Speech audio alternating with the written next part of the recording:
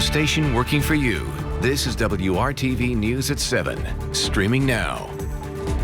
My wife made more of an impact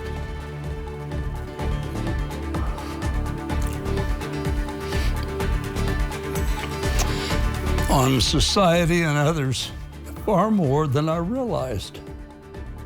A familiar face wants you to know his wife was more than a number. COVID-19 is now blamed for the deaths of more than 6,100 people in Indiana since the pandemic began. And that includes Audrey Beckley. She and former WRTV anchor Ken Beckley were married for nearly 56 years. Tonight, Ken is sharing his story of grief and loss, and a message for those who refuse to believe his pain and the pain of countless others is real. Our Cornelius Hawker reports. Well, we had so many plans. I mean, we hoped to stay here in this house for a lot of years. We wanted to do a lot of international travel. We look forward to the day that grandchildren married. We look forward to watching our great-grandchildren grow and to be around them. So we had so many plans. Ken Beckley's plans with his wife Audrey were cut short in August when she died because of COVID-19. We were following every health recommendation by national public health officials. Very, very careful about washing hands and sanitizing and distancing and always wearing masks. In the days before she tested positive for the virus, Audrey started having trouble with her legs.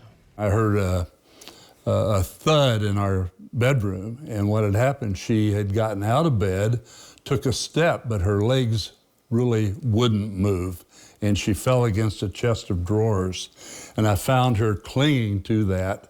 Ken tells me he struggled to get her in bed and then called 911. That was on a Monday morning. Audrey was out of the hospital that afternoon. By Tuesday night, Audrey was fine, but he started experiencing typical COVID-19 symptoms. I started chilling, had body aches, headache, and then that went away the next afternoon. By Thursday, Audrey was in the hospital again. And on Sunday, her lungs they were just really had gotten filled with a lot of pneumonia, but they just weren't producing their own oxygen. In her last few days, Audrey was able to join Ken and their children for a rib dinner. We have this wonderful picture of her with her ribs and baked potato and so forth. And made sure her son enjoyed his birthday. As all mothers are, despite how sick they are, she said, she texted and said, "Now be sure to fix such and such for Greg for his birthday." And this was on Monday, and later that afternoon, she sent a selfie, her trying to smile with a little oxygen tube, running the side of her face. Audrey told her husband doctors said they were pleased with her progress.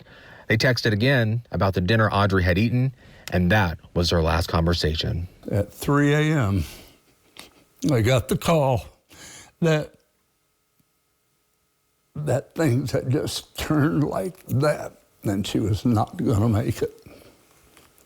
But a wonderful nurse held Audrey's cell phone for me 3 times that day for me to talk to Audrey and to tell her everything that you would want to tell your spouse as he or she were dying. I also told her that I would be fine and the kids would be fine, and not to just hang on out of fear that we wouldn't be. As Ken walked us through the home he shared with Audrey, showing us all sorts of memories, telling stories about their rich life that was cut short, I asked him to address those who aren't taking COVID-19 seriously. The maskless of America have an opportunity to really help bring down this pandemic. Those that refuse to mask and follow the other health precautions, just the 3 primary ones, are among the most selfish people ever to have lived. This is a pandemic, for God's sake. That was Cornelius Hawker reporting. Audrey Jane Beckley died on August 19th. Unfortunately, thousands of Hoosiers can relate to Ken's story as the pandemic continues to claim lives. We here at WRTV are making an effort to tell you those stories and remember the lives lost. Today, the State Department of Health reported 124 additional COVID deaths in Indiana. 3,250 COVID patients are hospitalized statewide, according to the latest update. The 7-day positivity rate among unique individuals is 27.6%. 5,457 new positive cases were reported between Friday and yesterday. Anyone who lives or works in Indiana can get tested for COVID-19 for free. For more info, go to coronavirus.in.gov. Now we want to get to the forecast. If you do have outdoor plans this evening, like maybe walk along the canal, you might want to bundle up here. But warmer days are ahead. Kevin's got to look at your forecast. Hey, Kevin. And Mark, I can just point anywhere without looking and know the temperatures are in the 30s. They've been there all day long. We've seen very little change. But as you alluded to, 24 hours from now should be a bit warmer, something to look forward to. 36 in Fishers, 34 in Edinburgh, Zionsville, southeastern Boone County at 35. Statewide temperatures not much different. We're on the cool side of things just for now. Tomorrow we'll begin to break up the cloud cover, and that will make a difference. You'll notice the wind tonight, it will gust 10 to 20 miles per hour with some higher gusts. Temperature trend 41 is our average high. Tomorrow we make our move toward 50 degrees. Friday will be the warmest day, and then you see the big drop. Saturday into Sunday, a noticeable change back to winter-like temperatures. More on that. What will the transition hold? Coming up. This time of year is typically busier for shelters and organizations that serve people experiencing homelessness. But advocates say right now the need is at an all-time high. WRTV's Megan Sanctorum found out what is being done to meet those needs and how you can help.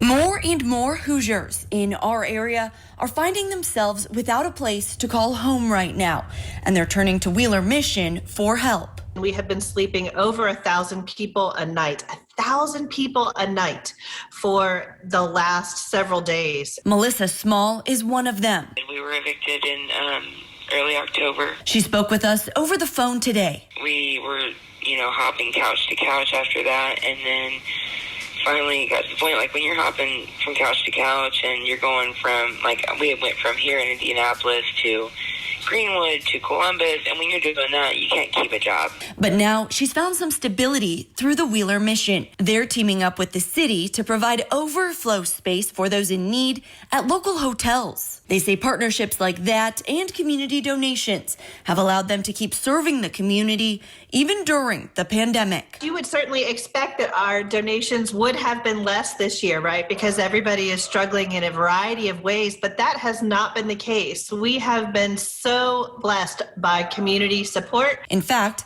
they saw a 32% increase in donations through the Drumstick Dash this year compared to last. However, they anticipate the number of people needing shelter will only increase in the coming weeks. We have not even come close, I fear, to seeing what we're going to see. And I am concerned about the capacity to meet those needs when that comes. But they'll keep working to be able to provide for people like Small. I've got somewhere to lay my head tonight. I know that, I don't have to go out and do whatever it takes or trying to hurry up and scrounge up some food, because they're going to make sure I'm fed, and it saved my life. Working for you, Megan Sanctorum, WRTV. If you'd like to donate to Wheeler Mission, go to WRTV.com and click on this story. The Marion County Coroner's Office is getting an additional $275,000 for this year's budget. The City County Council unanimously approved the request last night. The money will help pay for extra staff and personal protective equipment. The pandemic is contributing to an overwhelming workload for the Coroner's Office. Last week, the Chief Deputy Coroner told WRTV investigators usually have about 150 cases through early December. But so far this year, most have handled more than 350 cases. After some backlash, it appears the company will not move forward with plans to put a gravel pit in a Noblesville park, at least not in 2020. The city says Beaver Materials has formally withdrawn its petition regarding a change of zoning request. Back in October, we spoke to residents against the plan for Potters Bridge Park. They started a website called Don't Leave It to Beaver, explaining their health, safety, and ecological concerns about the possible project. Officials with the company told WRTV they follow all safety and health guidelines and are heavily regulated by the federal government. The city says Beaver Materials can refile the petition in 2021. Coming up, how new bus stops are expected to make traffic smoother for all vehicles on the road. And a little later here, federal government owns 95% of student debt, and the Secretary of Education has the ability to cancel it. Experts in education weigh in on the president-elect's promise to erase some student loan debt.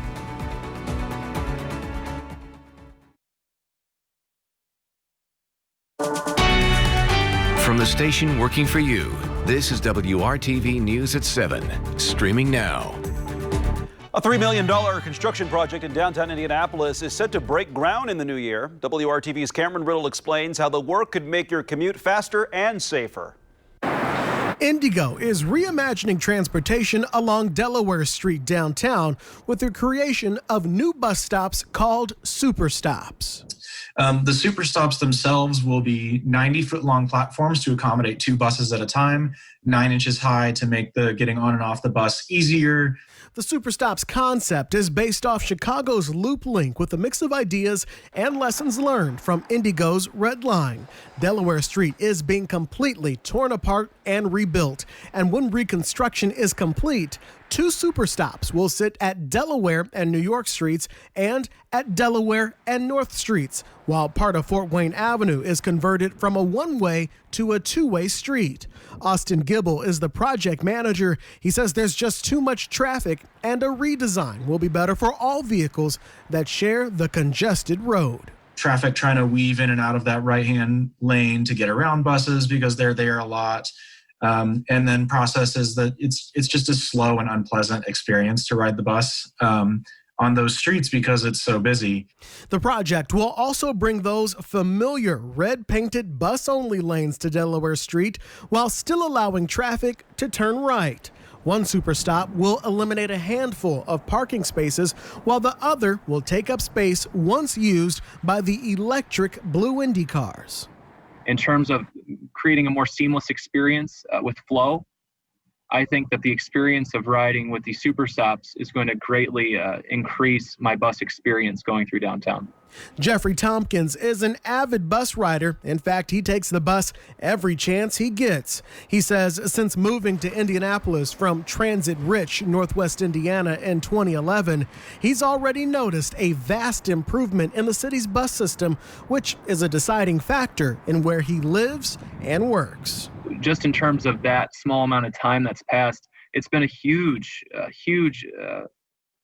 increase in quality of life because that access to bus is there. Cameron Riddle, WRTV. Dry and cold across central Indiana tonight. Wind will be mild and we'll have rain coming up.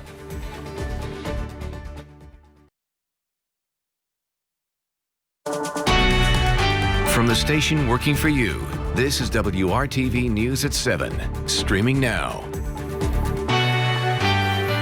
And I've been showing off holiday lights during our 7 o'clock newscast here for the last week or so, and it's the Farley family helping to light up Hendricks County. Beautiful shot here. This is in Plainfield, and lights across central Indiana look pretty good actually against the cloud backdrop. The clouds have been low enough. You get some reflection off of the low clouds.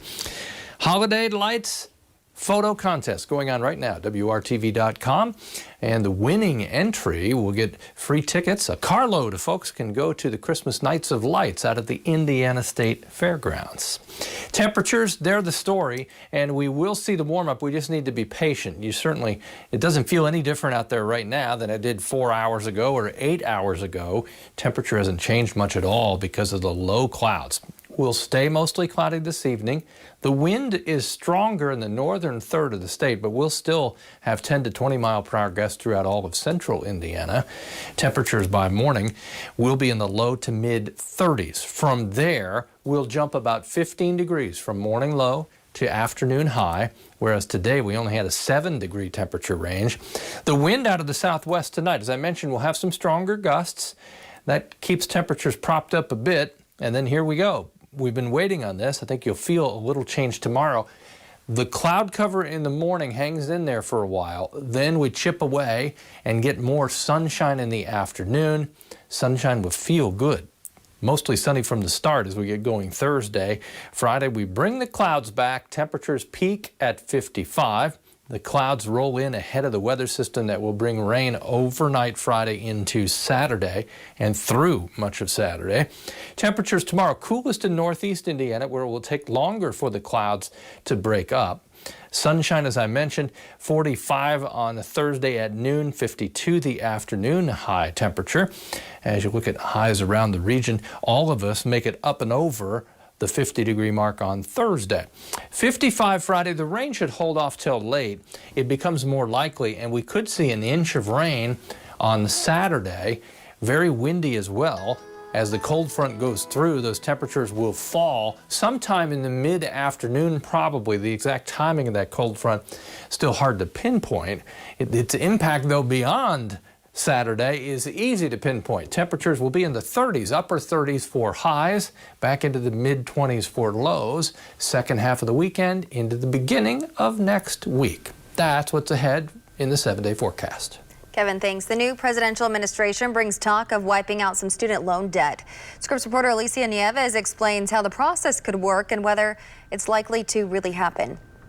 President-elect Joe Biden campaigned on a promise to forgive some student loan debt, and now millions of Americans are hopeful that will happen shortly after he takes office. I think it is one of the most accessible ways that President-elect Joe Biden has to stimulate the economy. Suzanne Kahn is the Director of Education, Jobs, and Worker Power at the Roosevelt Institute and says Biden has two choices for immediate student loan forgiveness.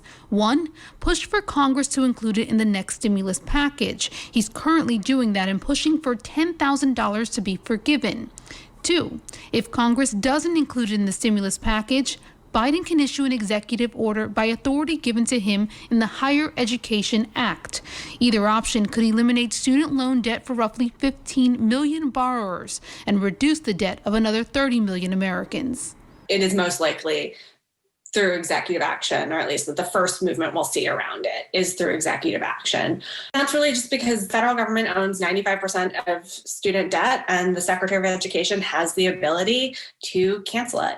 I mean, my sense is it's not inevitable. Neil McCluskey is the director of the Center for Educational Freedom at the Cato Institute and says student loan forgiveness, especially through executive order, could be the most controversial way to go. There seems to be straws that certainly he can grab and say, look, this gives me authority to just sort of write off this debt. Other people say it's not clear in the law that he can do that. And so if he were to try to cancel debt through executive action, it would probably end up in court, and it would be a pretty long court battle. So if you're at home wondering what this means for your student loan debt, ultimately, it is now more likely than ever before that some of your debt could be forgiven, but still nowhere close to guaranteed. I don't think it's inevitable, but I do think it is exciting that it's on the table and, frankly, important that it's on the table. I'm Alicia Nieves reporting. Do you recognize this sweet tribute to a classic Christmas movie? This is a gingerbread version of the house where the fictional McAllister family left their son in Home Alone. Disney commissioned the creation as a way to celebrate the 30th anniversary of the film. It took a cake designer 300 hours to complete. It looks great. They went the extra mile, including the plumbing van used by the Wet Bandits and the pizza delivery car. Turns out Home Alone is not just beloved by Americans. The gingerbread house will be on display in the London area. Kevin! The attention to detail is amazing. It's a little easier to get on the roof if you had to, because that gingerbread house is just 5 feet tall. Clouds in the morning, sunshine in the afternoon. Tomorrow temperature makes its way to 50. I feel like you should take it from here, Mark. Did you like that? A little tribute to Kevin there? I need to go watch the movie. See you back tonight at 11.